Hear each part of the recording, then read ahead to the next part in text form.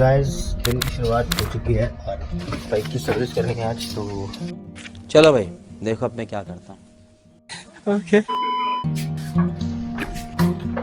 तो भाई बाइक लग चुकी स्टैंड पे और आज मैं इसकी सर्विस करने वाला हूँ। जो भी टूल्स वगैरह मैंने रेडी कर लिए हैं। ये हमारा छोटा सा गैरेज है, ठीक है। इसकी जो क्लीनिंग करने के लिए मैंने यहाँ पे डीजल लिया हुआ है।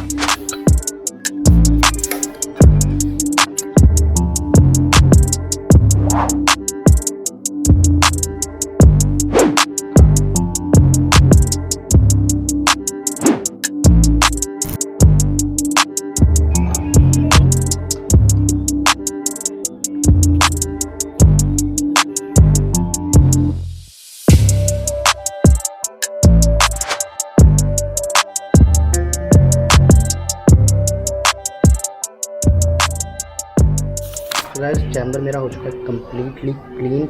मैंने इसको डीजल से क्लीन कर लिया है और अभी मैं इसको इंस्टॉल करूँगा। वो किस तरीके से करना है मैं आपको जस्ट एक बार फिर भी बता देता हूँ, ठीक है। सो गाइस ये मैं आपको ओवरव्यू दे देता हूँ। इस स्प्लेंडर बाइक का जो क्लच साइड का हिस्सा है उसको अगर आपको असेंबल करना है या फिर उसको इंस्टॉल करना है, क्लच प्लेटें जैसे अभी मैं चेंज कर रहा हूँ। ये मेरी ओल्ड वाली क्लच प्लेट है जो कि डैमेज हो चुकी थी पूरी। तो यहाँ पे मैं ये मैनरॉक कंपनी की क्लच प्लेट्स हैं वो इंस्टॉल कर रहा हूँ अपने बाइक में।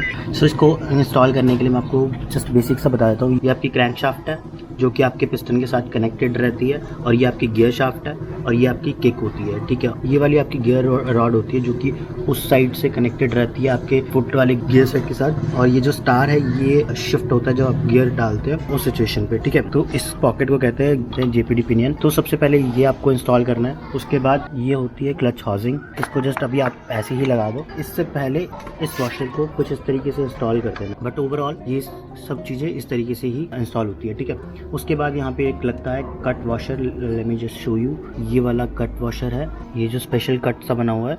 तो ये वाला इन पॉकेट के बीच में आ जाता है, जैसे कि आप ये देख सकते होगे, ठीक है ना। तो इसको अपन ने सबसे पहले लगाना है और उसके बाद यहाँ पे आता है कट वॉशर। यहाँ पे ये 2 टुकड़े से हुए होंगे। तो इसको जब भी आपने ओपन कराना तो ये वाली चीज़ें ध्यान से संभाल के रख लेनी है, ठीक है। उसके बाद इसको क्लीन करके वापस इंस्टॉल करना है। तो अभी मैं पहले इस पे ग्रीस लगा देता हूँ। तो गाइस मैं यहाँ पे ऐसे लगा देता हूँ। ये कुछ ग्लू का काम करता है क्योंकि इससे थोड़ा सा ये जो चीज़ है स्टिक की रह जाती है, उससे इसको भी लगा देता हूँ। अब देखो अब नहीं गिरेगा। एंड देन इसके बाद इसका एक कैप वाला वॉशर होता है। ये देखो ये कुछ कैप जैसी बनी हुई है, ये इस वॉशर के ऊपर आती है। तो ये मैंने 3 वॉशर्स लगाई हैं। एक कट वाली हो गई, डिज़ाइन वाली हो गई और तीसरा इसके ऊपर का कैप, ठीक है। सो अभी ये सब चीज़ें लगाने के बाद मुझे लगाना है यहाँ पे क्लच के ऊपर वाला हिस्सा, ठीक है। ये क्लच का जो शेल होता है, ठीक है, वो है। और ये है क्लच हाउसिंग, ठीक है। तो इस पे कुछ चीज़ें और लगती हैं जैसे कि ये प्रेशर प्लेट्स हो गई। इन प्रेशर प्लेट्स के बीच में ये क्लच प्लेटें लगती हैं, ठीक है।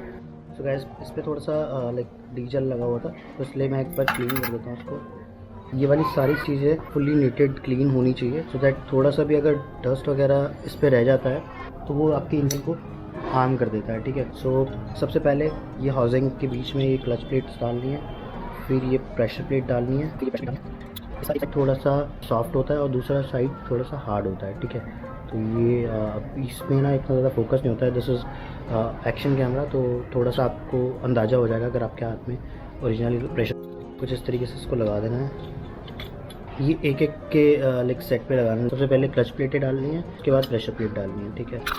प्रेशर प्लेट को उसी ऑर्डर पे डालना है जैसे आपने पहली वाली डाली है।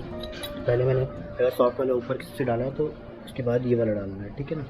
तो यहाँ पे मेरी 4 क्लच प्लेटें हो गई और 3 प्रेशर प्लेट्स हो गई है, ठीक है। जो ये वाला हिस्सा ये 4 है, ठीक है, और जो इसके बीच में है वो 3 थे। और उसके बाद पहले हमने इसको लगा देना है इस तरीके से, ये वाला हिस्सा बाहर आए। सो गाइस उसके बाद आपने ये वाली चीज़ जो है इसको इस साइड पे लगाना है, यानी कि ये वाला जो हिस्सा जो हमने लास्ट में क्लच प्लेट डाली थी उसके बाद आपने इसको ऐसे डाल देना है। और जब ये ऐसे लग जाएगी तो ये वाला हिस्से को आपको इसके साथ मैच करके इस पर डाल देना है। इस तरीके से डालना है, आपको दिखा देता हूँ। ऐसे घुमा के आपको उसके अंदर डाल देना है। कैसी अपमानजनक बातें कर रहा है लौटा, ये अश्लील है ये लौंडा। तो इसके बाद यहाँ पे लगते हैं राउंड वाली वॉशर। एक ये वाली वॉशर लगती है यहाँ पे, उसके ऊपर से लगेगा ये स्मॉल वाला बोल्ट। प्रॉपर अच्छी तरीके से टाइट कर लेता हूँ। वो टाइट करने के लिए यहाँ पे पर्टिकुलर इसका टूल है, ये वाला चीज़। तो अभी जस्ट मैं इसको टाइट कर लेता हूँ। तो गाइस मैंने इसको फोर्सफुली टाइट कर दिया है, ठीक है। तो अब ये ईजिली बाहर नहीं आने वाला है। उसके बाद यहाँ पे लगते हैं ये वाले 4 स्प्रिंग। उसके बाद ये वाला जो इसका कैप होता है इसको लगाना है अपने को। तो इन सभी स्क्रूज पे ना एक एक वॉशर होती है, जब आप इसको ओपन करते हो तो इसके साथ ही होती है, तो वो आपको बिल्कुल लगा लेनी है। अब बारी आती है वेट की, जो कि इंजन का ऑयल पंप करने में हेल्प करता है, वो भी है, और इसको इंजन का वेट भी कहते हैं। ये वाली चीज़ होती है कुछ इस तरीके से, तो एक अच्छा खासा इसका वेट होता है, तो इसको हमने इंस्टॉल कर लेना है ऐसे कुछ इस तरीके से। तो ये हमारा हो चुका है इंस्टॉल, और उसके बाद ये पर्टिकुलर वॉशर होता है इसके लिए, और सेम जैसा हमने यहाँ पे स्क्रू लगाया था एक, वो सेम स्क्रू यहाँ पे भी अपने को मिलता है, जिसको अपन ने यहाँ पे लगा लेना है, ठीक है। उसके बाद हमने यहाँ पे इससे सो गाइस क्लच के साइड का वेट लगाने के बाद उसके ऊपर मैंने स्क्रू लगा दिया। स्क्रू लगाने के बाद यहाँ पे ये प्लेट आती है, वेट साइड प्लेट होती है, ये आपको लगा देनी है, और उसके बीच में स्क्रू लगाने हैं। यहाँ पे ये वाले स्क्रू आएंगे, ये भी 10 mm का स्क्रू होता है। सो गाइस ये कुछ इस तरीके से इसका जो कवर है वो लग जाता है। 4 स्क्रू मैंने इस पर लगा दिए प्रॉपर तरीके से। सो अब बारी आती है ऑयल वाले बाउल की, ठीक है। ये वाला लगता है क्लच के नीचे, ताकि ये जो क्लच प्लेट है वो ड्राई ना रहे। मैंने इसको प्रॉपर तरीके से क्लीन कर लिया है, ठीक है। अभी इसको मैंने यहाँ पे फिक्स कर लेना है, ठीक है। सो गाइस ये वाला मैंने ऑयल वाला बाउल भी यहाँ पे लगा दिया है, और प्रॉपर मेरा जो इंजन का क्लच वाला साइड होता है वो प्रॉपर फिक्स हो चुका है। अभी क्या है, इसको मैं क्लोज करने वाला हूँ इसके बाहर वाला कवर लगा के। तो ये हमारा चैम्बर का कवर है, ठीक है। तो इसको मैंने यहाँ पे साफ़ कर लिया था, ये वाला किक वाला एरिया है, और यहाँ पे से जो क्लच है वो निकलता होता है, ये कुछ इस पोजीशन पे रहता है, ठीक है। तो यहाँ पे आपका क्लच वाला हिस्सा आता है, और ये नीचे किक वाला हिस्सा आता है, ये वाला। पहले मैं इसको लगा लेता हूँ। जो क्लच वाली जो चीज़ है वो आपको एक बार दिखा देता हूँ। ये वाली चीज़ क्लच रॉड इसको बोलते हैं, ठीक है।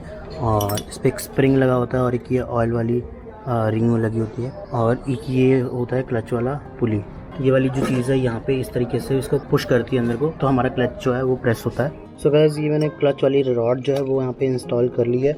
ये देखो कुछ इस तरीके से काम करती है। जब हम क्लच को प्रेस करते हैं तो ये बाहर आता है, और ये इस वाली चीज़ को अंदर को पुश करता है, ठीक है।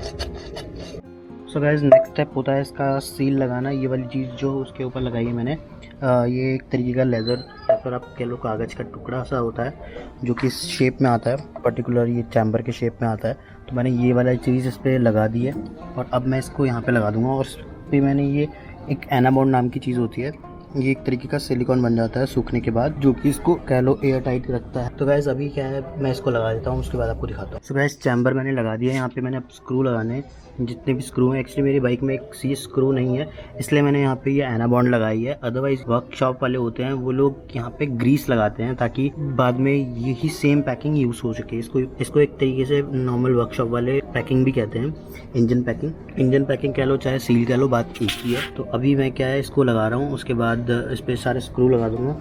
मेरा यहाँ पे एक स्क्रू नहीं है, आपको मैंने बता दिया, जिसकी वजह से ऑयल लीकेज का इशू आ सकता था, इसलिए मैंने यहाँ पे एनाबॉन्ड लगाया है, ठीक है। सो गाइस सारा काम हो चुका है मेरे बाइक का, ठीक है। इस तरफ से भी मैंने सारा क्लोज कर दिया है, जैसे कि आपने टाइम लैप्स में देख लिया है। तो अभी बारी है ऑयल रिफिल करने की। तो यहाँ पे अभी मैं यूज़ कर रहा हूँ मोटल कट 40, ये 20W40 होता है, ठीक है।